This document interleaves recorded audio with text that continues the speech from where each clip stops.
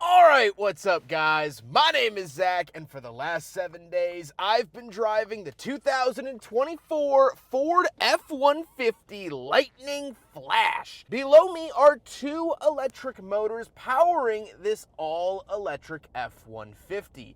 The Lightning is the electrification of the Ford F-Series, and I am super excited to be bringing you guys this video here today because I have some very strong opinions about this F-150 Lightning after driving it for an entire week. But if you would like to submit your own vehicle and have it reviewed here on the channel, you can head on over to my website, zackpradel.com/submit. It's a quick and easy submission form. It takes under a minute to fill out, and I come out to you. And if you'd like to see all my videos weeks or sometimes months in advance, you can head on over to my Patreon for only $5 a month, as well as there's exclusive audio content. But let's get back to that all-electric drivetrain. Well, Ford will tell you that it will go about 320 miles per charge, and I have found that to actually be pretty close. A lot of EVs will say that they have a maximum mileage of X, Y, or Z, but it ends up falling rather short. The F-150 Lightning actually closes in on that promise, which is very,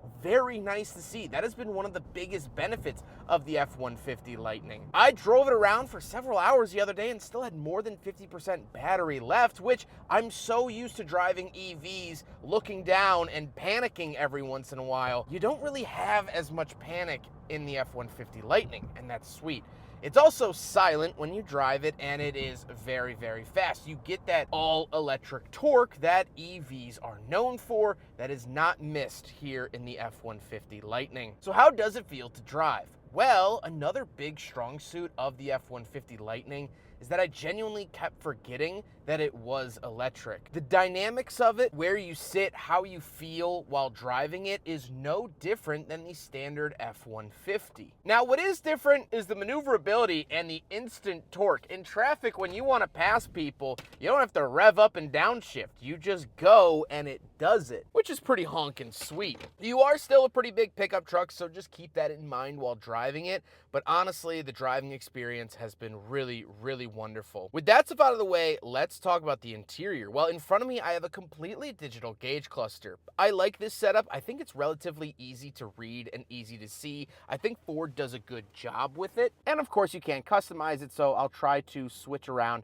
and show you some pages as much as I can. On the steering wheel, on the left, we do have our adaptive cruise control. This does have Ford's Blue Cruise system, which has been fantastic. It feels a lot better here in an EV as opposed to in the gasoline vehicles. I also just recently had a Ford Explorer ST with this system, and it feels better here in the F-150.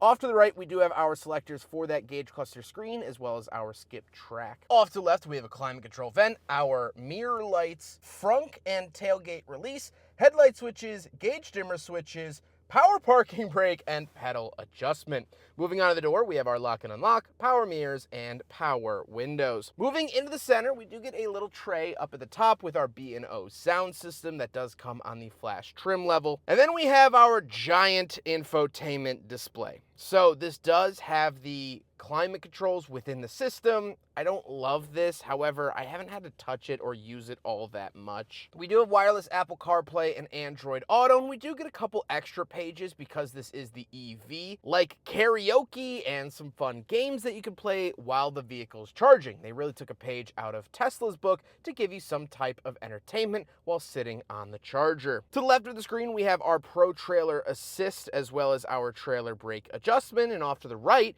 we have an upper and lower glove box. Nice to see that. 12-volt outlet and our wall outlet.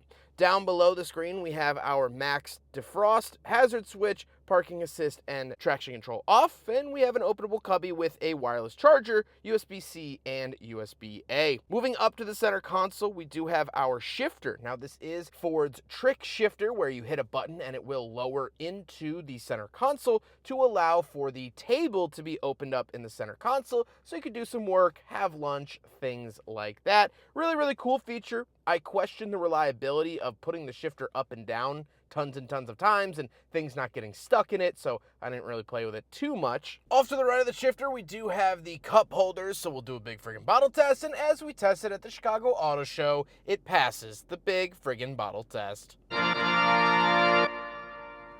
Then I mentioned we do have that center console that does fold out to a table, but we can also take a look in the center console, and I was able to fit an entire lunchbox full of water bottles in here, tons of storage. You could put many rotisserie chickens in here if you so please. We do have more cup holders at the back of the center console. Now, the seats are cloth. I actually like this. I think they're cozy. I think they're nice, and they are heated, power, and memory. Although, when you're looking at a above $80,000 truck, cloth seats might not be what you want to see.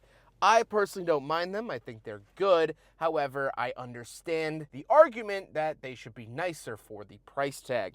However, speaking of seats, we do have a nearly award-winning back seat, so let's go do a back seat review. All right, so we're in the back of the F-150 Lightning, and a couple of things to note. First of all, the back seat doesn't really change between the EV and the gasoline F-150, so it's still massive. I have climate controls down here. I have a wall outlet. I have USB chargers and a 12-volt outlet. Did I already say that? Wall outlet, USB chargers, 12 volt. But the big thing is that I have plenty of space. I have several inches between my kneecaps and the seat in front of me. I have several inches between my head and the ceiling. I'm 5'11". I'm not a small guy, and I'm absolutely swimming in the amount of space that I have back here. It's fantastic to see. I have small cup holders on the doors, obviously power windows, and it doesn't look like we get any sort of center console, although these seats do fold up. We get B&O speakers in the doors. The week that I had this truck, I also had another press car, which was a Volkswagen Jetta GLI. And when I was tasked with picking up my girlfriend from the city with a bunch of her friends, I took this because the back seat was way,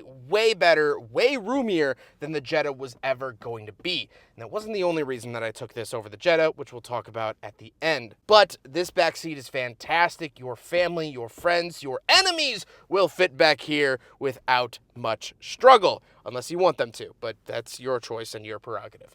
Let's hop into the back. We'll take a quick look at the bed and cargo space, and then we'll talk about the looks. All right, around the back of the F-150 Lightning that the car wash apparently did not fully get, we do have a button here for the tailgate, and it is a power tailgate. There's a lot of honking going on behind me.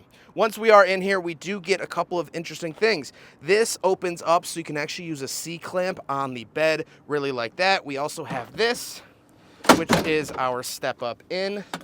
Stick comes out, up like that, and then you can step right up into the bed of your F-150. We also get plenty of outlet options here. Look at that. Fan-friggin-tastic stuff like that. We get 240 in the back of the truck. We also do have this button for lights. We have LED lights, and we have several tie downs as well. Let me get down here. There we go. And if we come over here, we have a little cubby space. So plenty to love around the back of the F-150 Lightning, but the biggest takeaway is that this isn't different than a regular F-150. This step you can get on the regular F-150. The lights you get on the regular F-150. The 240 outlet, that will only come with the Power Boost Hybrid or the Lightning. So you can't get that on like the regular V8 or things like that. But you can still get an outlet on the regular V8. So very, very nice. Chevy, Tesla, and GMC should take notes. Rivian as well. Rivian doesn't have a gas counterpart. I guess Tesla doesn't either. But they should take notes on this bed because it's still very functional, where a lot of other EV trucks lack the functional space that a traditional truck would. Very, very cool. Now, of course, there is one big benefit to the Ford F-150 Lightning, and that is the fact that it doesn't have an engine up front. So there we go, we hit it twice, and it does have a power-operated frunk. Now, is this all the space in the world? No, but it's a lot. This is a lot of space, and it's very, very nice. This is a huge benefit of the electric over the gas engine. We have our at-home charger stored up here, so it doesn't take up any cabin space, and honestly, this is as much room as many modern car trunks. So not only do you get this, but you get all of the space of the bed and the back seat. Tons of storage space, really fantastic here for the F-150 Lightning. Now we gotta talk about the looks, and I like how it isn't changed that much from the normal look of the F-150. To an unexperienced onlooker, they're not gonna notice the difference between this and a regular F-150. We do get little lightning bolt badges on the back with the American flag, and I like that touch for sure, but I think that's actually the strong suit of the F-150, is that they didn't go changing it. The Chevy Silverado, they changed way too much when they made it into an EV. They made the bed size smaller. They made it way lower to the ground. There's no off-road ability with a Silverado EV. And I'm not saying that this is an off-road monster, but they didn't change that much, and I think that that's a good thing. As we talked about with the cargo space, it's the same as a regular F-150, where that is not the case with the EV Silverado. Look at the door handles.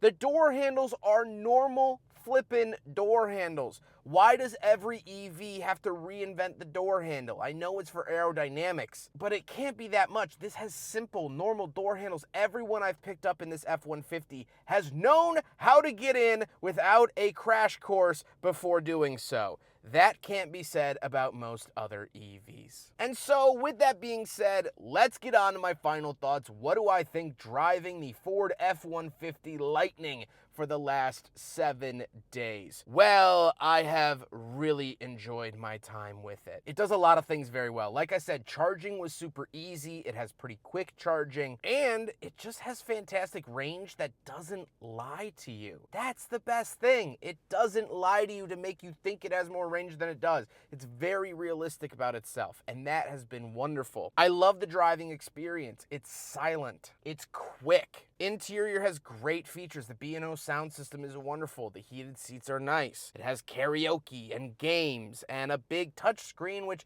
although might not be my favorite, is a sign of the times, and it's very new. I picked up my friend Emily, and the first thing she said when getting in, "That's a big screen." She was right. And so, we have a saying here on the Shooting Cars channel. If you can see my feet, I have something important to say. Now, I've been fortunate enough to be doing this job for over 10 years. I've been doing it full time for the last 6. And so this video marks a giant milestone in that journey. This is the first time that I would prefer the EV over the gasoline model. That's right, if someone gave me the opportunity to either take home a 5-liter Coyote V8 F-150 or this electric F-150 Lightning, I would take the electric. It rides nicer, it's quieter, it has more power, it has cooler features, I get this awesome frunk, and if I had an at-home charger, it would be an absolute ease. Now, it would depend on that. If you have a charger at home, this is going to be amazing. Going around town 320 miles is more than necessary for anything that you're going to do in a single day. Now, vehicles like the F-350 King Ranch with its 6.7-liter diesel can't be replaced by this quite yet. Long-haul trucks like that will always have a place, especially burning fossil fuels. But for the more casual F-150 owner, someone that might have to bring a motorcycle across town or help a buddy move in, this is better than the gas counterpart. And in my 10 years of doing this, that's the first time I've ever said that, at least out loud and not in a mirror. That's how good the F-150 Lightning is. I would give up gas for this. That's saying a lot. That's saying quite a lot.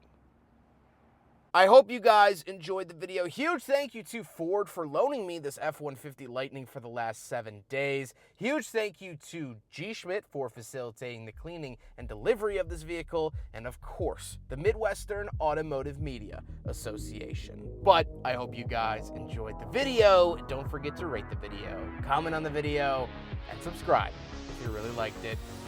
Take care, guys.